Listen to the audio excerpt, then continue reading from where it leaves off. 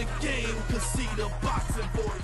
Welcome back, gang, for the first time and hopefully many more to come.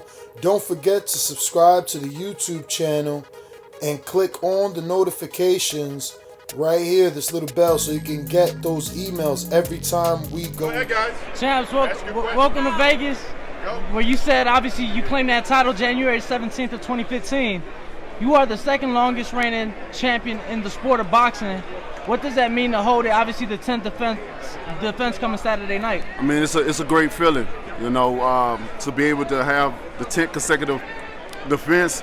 You know, it's a task that's not easy to do, and to be able to be here and to do it and hold it strong, you know, especially being undefeated, having all knockouts, you know what I mean? It's an amazing feeling, you know. It's an overwhelming feeling, a feeling that you can only dream of, and I'm living my dream. How much is it deja vu to be back in Vegas? Like swimming underwater with the snorkeling, can you give us more detail about that? Yes, you know, I'm a certified scuba diver, and a lot of people, you know, don't know that about me. There's a lot of things that I'm into, I'm interested in, and I do well. And scuba diving is one of the things, you know, under the water is one of the unknown. And I'm one of those people that want to discover the unknown. And I believe in a lot of things, and I want to see it for my own eyes. And with scuba diving, it helps with your stamina. When I'm under there, I find when I go in depths and I go in different, you know, feet underwater and I come back up, my breathing is different. You know what I mean? I got a different air, and I just implied it into my workout, and it allows me to have more stamina, where I can move and different things like that. I think this fight is based on who's the fittest and who has the most stamina and who's going to be able to go. Although we know that my power counter is from the first through the 12th round, so it's going to be an amazing fight come Saturday night. Deontay, how does it be full circle, coming back to sitting in the crown where you got that belt, and 10 defenses later, being ready to make some more history? Yes, man, it's an amazing feeling just to see the fans of boxing, you know, just to be a heavyweight in this time, in this era. We all know that, you know, the heavyweight division was in a dark place at one point in time, and due to myself and a lot of other fighters that's in the heavyweight division, we made it exciting again, and here we are.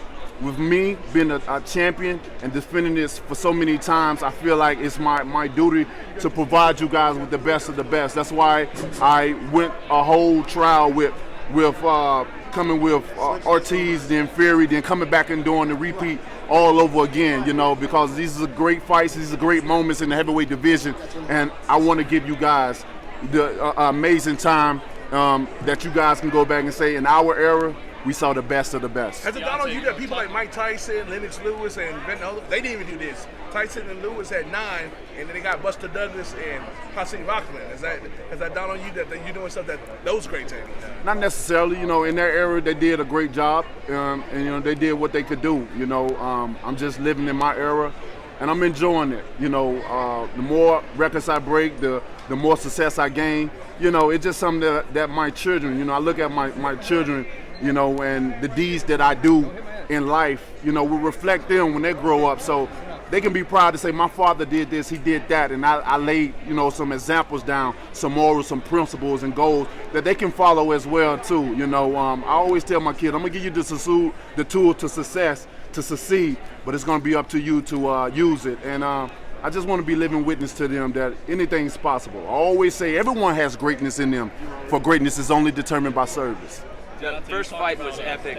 How do you expect this next one to go, and what challenges does Ortiz pose? Man, you know, this is why we all are here, to see what's gonna happen. You know, although I knocked Ortiz out the first fight, it was an amazing fight. It was a fight where I was challenged the most, I was tested the most. I had to really strategically move in there with Ortiz. I understand why none of the other heavyweights don't want to waste their time in there with Ortiz. He's very dangerous. They will call him old, but we all know that old age ain't nothing but a number. It's all about how you feel inside. And this man is on a mission. He have an ill daughter that he wanted to get the best care for. That's why I blessed him with the second time. And he wanted to be the first Cuban heavyweight champion of the world to make history for himself and for his people. So with that being said, he have a lot of momentum for him, you know. So it's going to be a thrilling fight. I think this is going to be a fight where people definitely, you know, well, all my fights, people get their money worth. You know, I'm one of the most exciting fighters in boxing, period, because of what I'm able to do to a human being inside of that ring. So, you know, I can't wait for this fight. It's going to be a thrilling fight. You know what I mean? Halloween has already passed, but we can relive it come November the 23rd. Deontay, what does it say about your legacy you just said, obviously, he tested you the most out of any other fighter. Most champions avoid those tough tests, especially when they've already faced them once. What does that say about you as a champion and for your legacy to take the toughest test that you've had in your career and run it back? Well, I can say many things about myself, you know, and many people will interpret it in their own way. If I say too much about myself, they'll say I'm too cocky and arrogant. So I'll let the people be the judge of that, you know what I mean? Like I said, I only have 6 years to spread my love, my energy, and my passion to the sport. And I just ask people to enjoy it while they can, because I will be one of those fighters that 10 years later, people say, man, he was a bad motherfucker. Deontay, you see yourself stamina earlier, that this fight could come down to conditioning. Does that mean you expect it to go 12? And what do you make of Ortiz adding Larry Wade? He feels like that was the main adjustment he needed, was his stamina. Unfortunately, we all know that I don't get paid for overtime. So it's definitely not going 12 rounds. So, you know, but when the fight happens, you know, I'm a fighter where you can't take a break. You can't go to the concession stand. You can't go to the bathroom. You know, like I said, you can't drop nothing, your cell phone, and look up, because in the split of a second, it can be over with. And I don't want you to be the one that say, what happened? Or looking at the replays, because it's not going to do no justice. I want you guys to be ready when I come out, full attention, because we know that we don't know when it's coming, but it's coming. And when it comes, it's going to be bam, baby. Good night. Did you figure him out? Two more questions. I did figure them. I figured them out. Yeah, I definitely figured them out later on, maybe in the 5th round and different things like that. But with a southpaw like that, you know what I mean, it takes a little time, because you just can't go in there and do anything with a fighter like that. You're gonna be the one on the canvas looking up amongst the lights and have maybe stars going around your head. So I'm gonna strategically move in the ring with him. I'm gonna figure him out, just like I did the first time, but I think it's going to be a little bit quicker this time, because we know each other a little bit more. And once I find my target in my range, it's good night, Ortiz. You just brought up the southpaw. You unifying all the belts in 2020? Last question. Say that again? You plan on unifying all the belts in 2020 and being undisputed champion? Well, we always had planned to have one champion, one face, one name, but as we know in life, things don't go as planned. So, you know, we do set our goals, and it is another plan that we set. It don't stop us from setting it, although it don't go as planned. So after this fight, I'm looking forward to the rematch with Fury, and then after I knock Fury out, I'm looking forward to the winner of Joshua Ruiz. Hopefully it's Ruiz, because if Joshua get it, I don't think it's going to be a unification bout. But Ruiz get it, being that we're in the same stable, it'll be an easier fight to make. It'll be one that people can say we finally had a unification in the heavyweight division, and it will be Deontay Wilder. Their hands is raised, and they say, and still undefeated, unified heavyweight champion of the world, Deontay Wilder. America has a bad man in Deontay Wilder. I've been around for years. My work is these past few fights has been noticed, and you know, as a fighter, that's all you can keep doing. You can keep training, you can keep working, and you can keep, you know, giving the fans what they want to see. I appreciate you guys' love. I appreciate you guys' passion for the sport of boxing.